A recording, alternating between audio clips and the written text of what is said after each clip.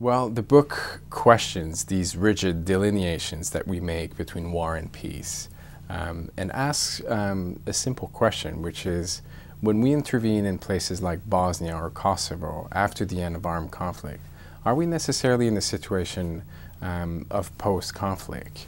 The book suggests that when we intervene in these places, that we may be more appropriately managing the extension of war through nonviolent means.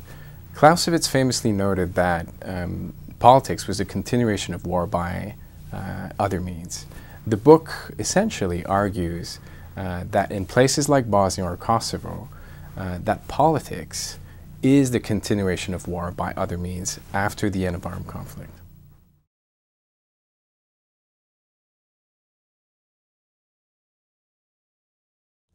So, the sources of nonviolent wars can be traced back to the manner in which we intervene militarily in places like Bosnia or Kosovo. When we intervene in these places, we use limited military means in order to achieve limited objectives. So we do manage to end armed conflict, but what we do is that we create a space for conflict to be solved through politics and diplomacy.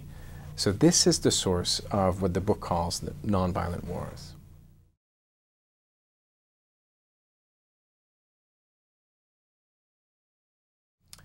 Well, when we intervene in nonviolent wars, we trigger reactions within conflict. Parties in conflict will either harness the impact of international intervention or will resist that impact. It is perfectly possible for factions to seek to undermine or overthrow the power of fragile states, primarily through nonviolent means. So nonviolent insurgency must be understood as a specific form of resistance to international intervention. And the notion of diplomatic counterinsurgency that I explore in the book must be understood in relation to nonviolent insurgency.